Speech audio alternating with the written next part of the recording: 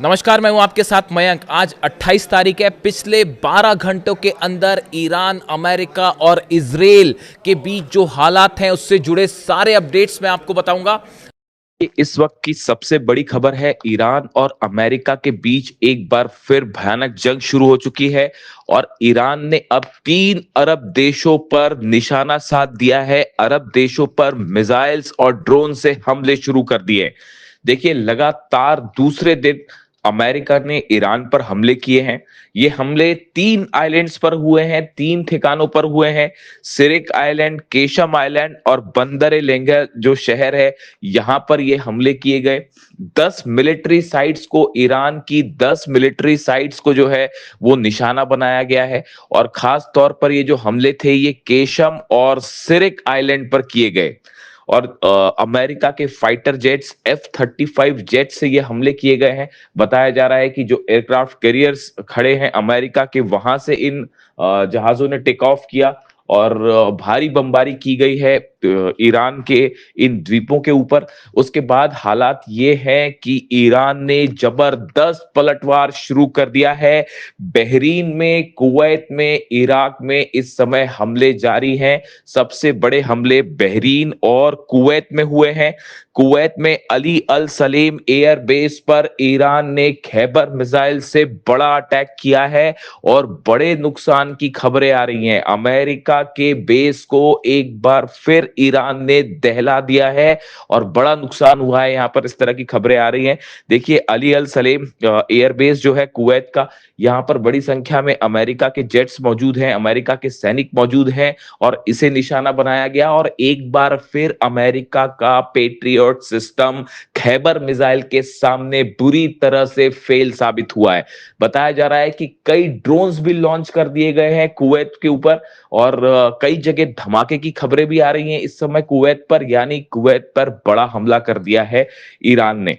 इसी के साथ जो है बहरीन में पोर्ट सलमान बेस है, मनामा में, बहरीन की राजधानी में, जहां पर अमेरिका का अड्डा है। खास तौर पर फिफ्थ फ्लीट जो है नेवी की, जिसको पहले भी कई बार ईरान ने निशाना बनाया है। और अब एक बार फिर बहरीन में लगातार दूसरे दिन ईरान की तरफ से बड़े मिसाइल अटैक शुरू हो गए हैं।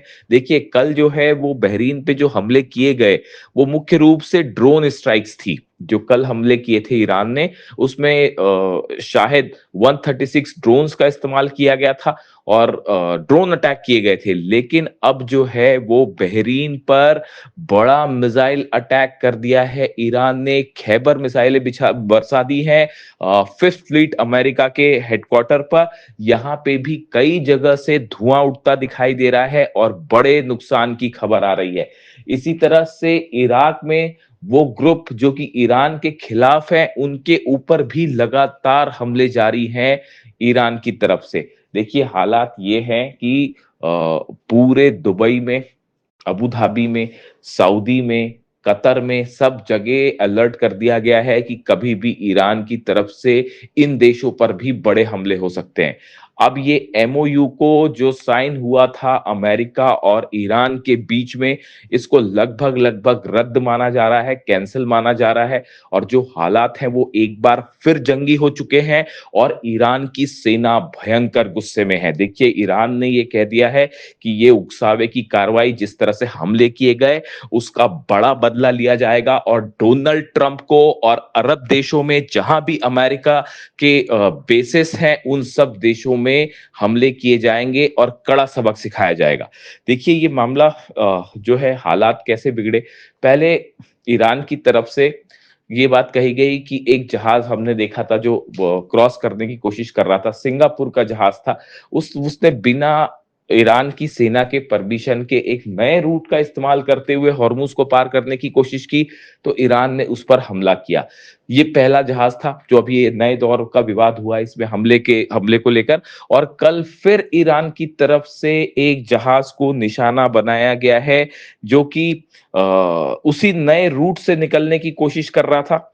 और इसको ईरान की तरफ से जो है वो वार्निंग दी गई कि इस जहाज को रोकने के लिए कहा गया, लेकिन ये जहाज नहीं रुका। इस पे पनामा का फ्लैग लगा हुआ था, पनामा फ्लैग शिप था, एमटी कीकू इसका नाम बताया जा रहा है, और इसमें 2 मिलियन बैरल ऑयल था, 2 मिलियन बैरल ऑयल भी इस पे था। ईरान की तरफ से इसे रोकने की बात कही गई, वार्निंग्स दी गई, लेकिन जहाज नहीं रुका तो ईरान ने हमले कर दिए। देखिए दरअसल अब ये पूरी जंग जो है वो हॉर्मूज पर कंट्रोल को लेकर शुरू हो गई है। एमओयू जो साइन हुआ है उसके मुताबिक हॉर्मूज से जो जहाज निकलेंगे वो पूरी तरह से ईरान की देख रेख में निकलेंगे। यानी हॉर्मूज खुलता है तो ईरान की देख रेख में जो है वो खुलेगा। लेकिन अब हालात ये हैं कि अमेरिका कई अरब मुल्कों के साथ मिलकर हॉर्मूज में एक नया रास्ता बनाने की कोशिश में जुटा है। वो पूरी तरह से ईरान को बाईपास करके यहां से जहाज निकालना चाहता है। ये एक बड़ी साजिश बताई जा रही है अमेरिका की कुछ अरब देशों के साथ मिलकर हॉर्मूज में, ऐसा ईरान का कहना है। ईरान ने साफ कर दिया है कि हॉर्मूज ईरान का था, ईरान का है और ईरान का रहेगा, और यहां पर किसी तरह की साजिश होगी तो उसका जवाब खैबर मिसाइलों से दिया जाएगा, उसका जवाब ड्रोन से दिया जाएगा। और हॉर्मूज में एक बार फिर ईरान की तरफ से जो हमले हुए हैं उसने ये साबित कर दिया है कि अमेरिका चाहे लाख कोशिश करे, किसी भी अरब देश के साथ मिलकर कोई कोशिश कर ले हॉर्मूज पर कंट्रोल करने की, लेकिन हकीकत यह है कि हॉर्मूज में ईरान की परमिशन के बिना परिंदा भी पर नहीं मार सकता। और पिछले 2 दिन से ये हमले हो रहे हैं, ये बात एक बार फिर बता रहे हैं कि अमेरिका को मुंह की खानी पड़ेगी हॉर्मूज में। देखिए हालात ये है, ये जितने समय का सीज फायर रहा, जितने आइलैंड्स थे उन सब आइलैंड्स पर ईरान ने अपने मिसाइल लॉन्चर्स को मजबूत कर लिया है, अपने ड्रोन लॉन्चर्स को मजबूत कर लिया है। इसका नतीजा यह है कि अगर ईरान की सेना की जानकारी के बिना जहाज निकलने की कोशिश करेंगे तो ईरान सीधा उन्हें निशाना बनाएगा और अमेरिका उनकी रक्षा नहीं कर सकता।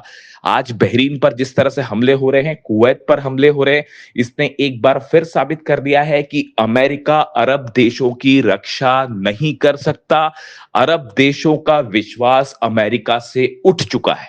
इसीलिए ईरान की तरफ से कहा गया था कि आप अमेरिका को एयर स्पेस ना दें, अमेरिका को हमले करने के लिए अपने देश की जमीन ना दें, वरना अंजाम बुरा होगा। और एक बार फिर मामला उसी तरफ बढ़ता दिखाई दे रहा है। अब हालात ये हैं कि एमओयू और सीज फायर जो है वो पूरी तरह से तार-तार हो चुका है, मामला बिगड़ चुका है। डोनाल्ड ट्रंप की तरफ से एक बार फिर नई वार्निंग आई है। डोनाल्ड ट्रंप ने कहा है कि no longer able to be reasonable. उन्होंने कहा है कि अब और संयम नहीं बरता जाएगा, ज्यादा रीजनेबल और नहीं हुआ जा सकता। Would be forced to militarily complete the job. उन्होंने कहा है कि अब सेना की मदद से हमारा लक्ष्य पूरा किया जाएगा। इसे एक प्रकार से इस बात का ऐलान माना जा रहा है कि अब अमेरिका और ईरान के बीच हालात और खराब होंगे और बड़ी जंग शुरू हो सकती है। इसी बात की वार्निंग रूस की तरफ से दी गई थी, इसी बात की वार्निंग चाइना की तरफ से दी गई थी। मैं आपको बार बार अपने वीडियोस में यह बात कह रहा था कि एक बार फिर धोखा होगा, एक बार फिर धोखा होगा, और देखिए वही बात सही साबित हुई।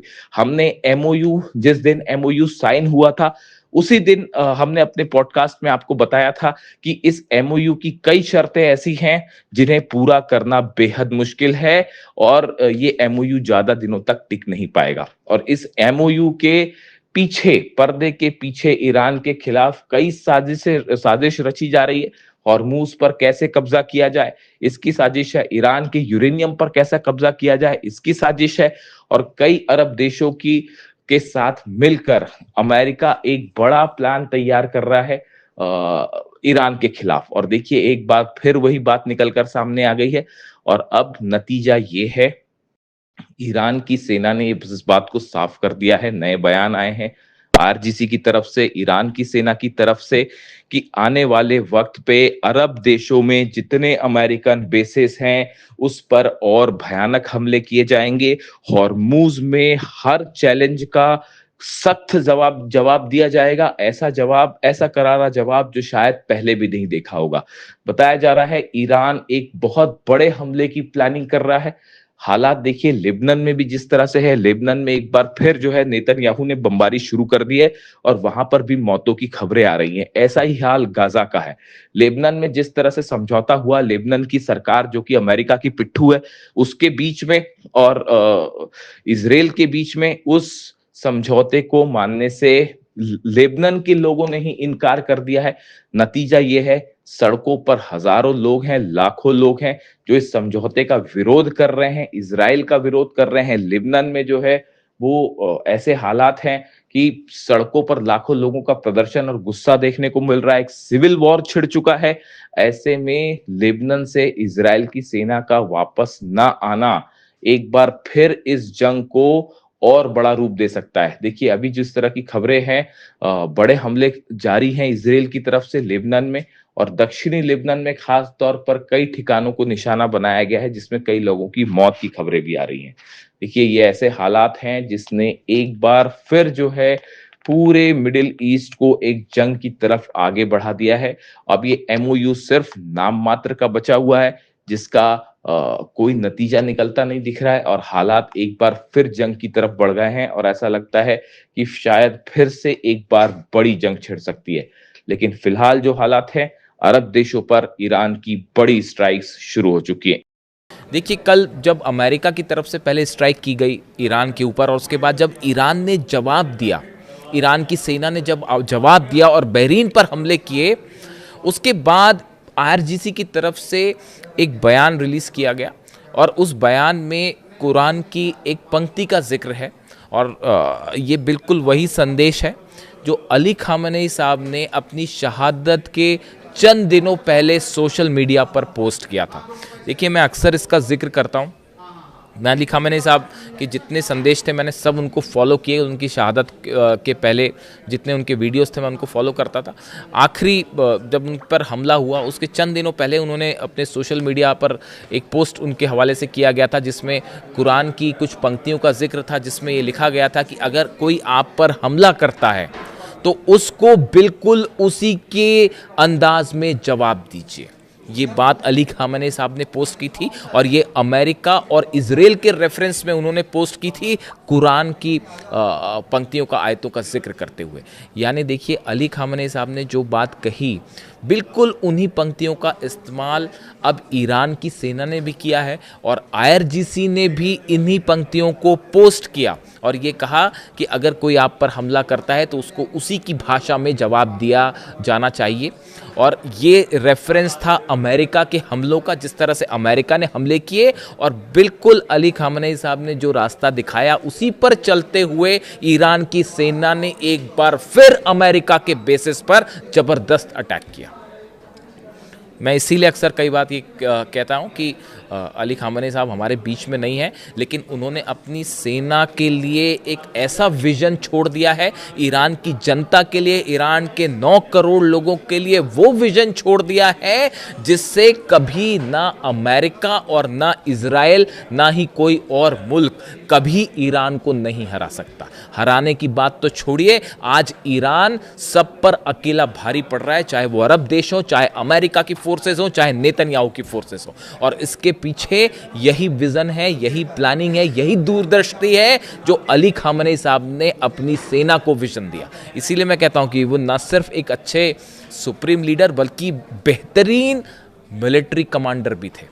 और ये ही उसका, ये जो कल ईरान की सेना ने जिस तरह से स्ट्राइक की और वो मिसाइल्स रुक नहीं पाई, ड्रोन्स रुक नहीं पाए और जिस अंदाज में हमला किया, ये एग्रेसिव जेस्चर बताता है कि अली खामेनी साहब ने जो है वो ईरान की जीत सुनिश्चित कर दी है।